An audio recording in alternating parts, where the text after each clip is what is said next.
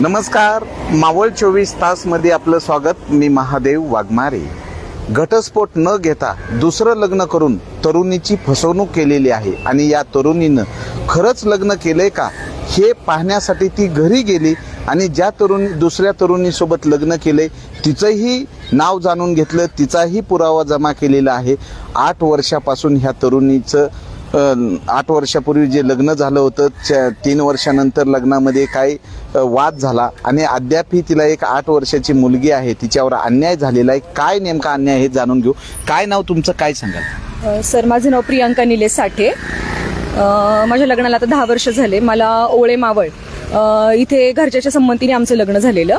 व्यवस्थित घरच्यांनी लग्न करून दिलं होतं. सगळ्या गोष्टी त्यांना एक 3-4 तोळे सोनं घातलं लग्नामध्ये. सगळ्या गरजेच्या वस्तू, सगळ्या गोष्टी व्यवस्थित सगळे करून दिल्या होत्या.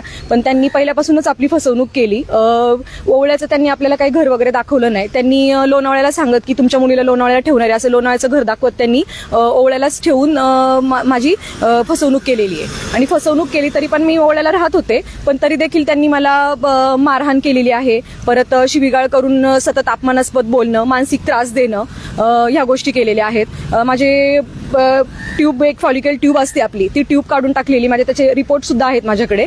त्यांनी अशा प्रकारे शारीरिक आणि मानसिक माझा छळ केलेला आहे. बरं, काय नेमकं कोण आहे तुमच्या पतीचं नाव काय आहे नेमकं? हे कधीपासून तुम्हाला त्रास झालेला आहे आणि घटस्फोट झालेला आहे का आणि त्यांनी लग्न केले त्याबद्दल काय सांगा? नाही सर, आज 5 वर्ष झाली वडगाव मावळला केस चालू आहे माझी.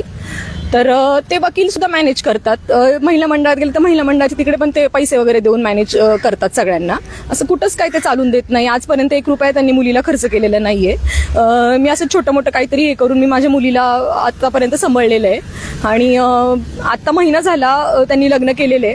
त्यानंतर त्यांनी मला ब्लॉक केलं आणि त्यांच्या घरच्यांनी तर आधीच ब्लॉक केलेलं आहे.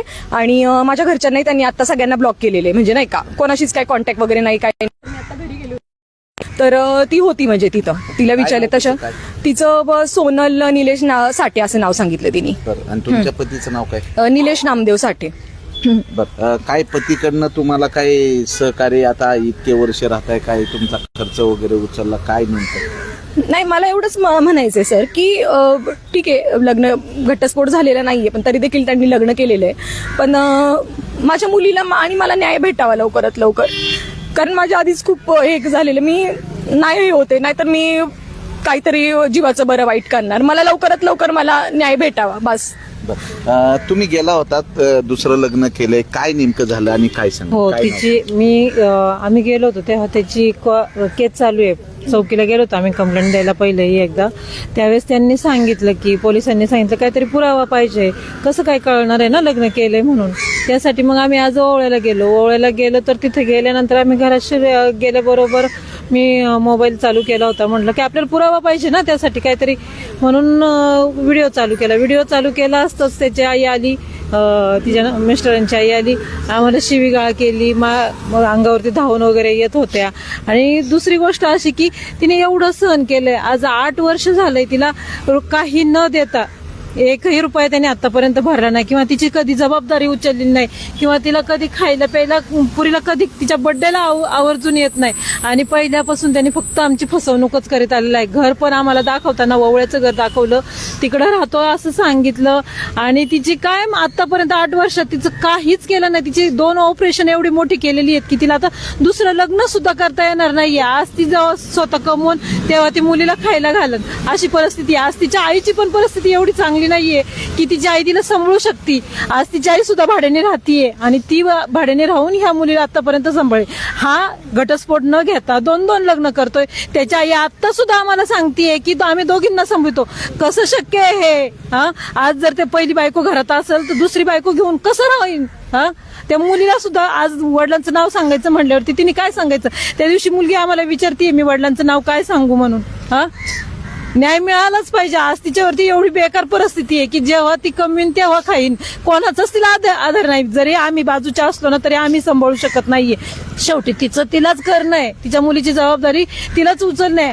आतापर्यंत त्यांनी सांभाळली नाही आणि तो आता म्हणतोय की मी सांभाळू शकतो. कसं शक्य आहे? त्या मुलीने पण राहिलं पाहिजे ना त्याच्याकडे. आज एवढ्या वर्षातून 3-4 महिन्याची मुलगी होती तेव्हापासून ती पोरगी तिच्याकडे. कसं शक्य आहे? कसं सांभाळू शकन ती? हा? काय नेमकं काय घडलं होतं तुमच्या मुलीचं लग्न झाल्यानंतर? तुमचा जावई आहे त्यानं घटस्फोट न घेता दुसरं लग्न केलंय तुमच्या मुलीच्या बाबतीत काय सांगा?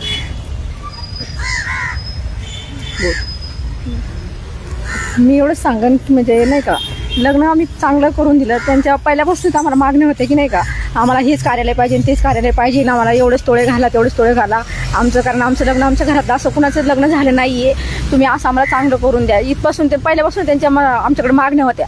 नंतर तर लग्न झालं, मुलीला ओवळ्याला ठेवली, लोणाला घर दाखवलं पण इकडेच ठेवली. मग सगळं चुलीवर स्वयंपाक कर, हे कर ते कर, मारहाण कर, कुठून आला की नवरा बाहेर काढायचा घरातून मुलीला. आणि भरपूर म्हणजे त्रास दिला त्यांनी. दुसरीकडे राहायला गेलं तरी तिथनं रात्रीचीच भांडी घेऊन यायचा. आमच्या मामा म्हणजे भावाच्या तिकडे पण राहत होता, तिथनं पण त्यांनी रात्रीचीच भांडी घेऊन आला. असं म्हणजे नाही का, कुठं नीट राहिला नाही तो, तिथं पण मारहाण करायचा, मारून दिला पण तो राहायला गेला तेव्हा. त्यांचे 2-3 काय मागणी आहे तुमची? मागणी काय आहे? पोलिसांकडे किती वेळा गेला? पोलिसांकडे 2-3 NC आहेत आपल्याकडे त्यांचे पोलीस स्टेशन. मावळ तालुक्यात चाललंय काय? एकदा लग्न करायचं हां, तर या ठिकाणी ज्या ह्या मुलीशी लग्न केले, दुसरी मुलगी आहे तिच्याशी लग्न केलेलं आहे, हा तिचा फोटो आहे. तर मावळ तालुक्यात चाललंय तरी काय? महिला अत्याचाराच्या घटनेमध्ये वाढ होत आहे. तर या ठिकाणी घटस्फोट न होता दुसरं लग्न करून पहिल्या पत्नीला त्रास द्यायचा, तिच्या मुलीची जबाबदारी घेतलेली नाही. आणि बरं, तुम्ही मावळचे आमदार सुनील शेळके यांच्याकडे काही मागणी केली होती का? हो सर, मी गेलेली अण्णांकडे. अण्णा मला न्याय देतील, त्यांनी मला शब्द दिलेला आहे, तुझ्या मुलीला आणि तुला मी न्याय मिळवून देणार म्हणून. तर बघूयात या तरुणीला न्याय भेटतोय का. आणि मावळ तालुक्यामध्ये असे अनेक प्रकार आहेत की पहिली पत्नी सोडून द्यायची आणि दुसरी गपचीप पत्नी करून संसार थाटायचा आणि पहिल्या पत्नीचा छळ मांडायचा, हा प्रकार मावळ तालुक्यामध्ये दिसत आहे. त्यांनी ना आमच्याकडे मागणीच केलेली आहे की तिकडनं सोने घेऊन ये, पैसे घेऊन ये, चांगल्या घरासाठी हे कर. कायम आमच्याकडे मागणीच करत आलेले. गाडीला पैसे मागतो, मोठी गाडी घ्यायची मला, गाडीला पैसे दे, कंपनीला गाडी लावायची, हिंजवडीला, हे पण बोलला होता. 2-3 तळेगावमध्ये सुद्धा 2-3 वेळा येऊन त्यांनी मला रस्त्यावर मारहाण केलेली आहे. मी छोटं पार्लर चालवते सर तळेगावमध्ये, तर तिथे पण येऊन त्यांनी मला मारलेले आहे, म्हणजे हे करून असं. बघूयात पोलीस स्टेशन कडून महिलेला काय न्याय भेटतोय. मावळ 24 तास प्रतिनिधी महादेव वाघमारे, धन्यवाद.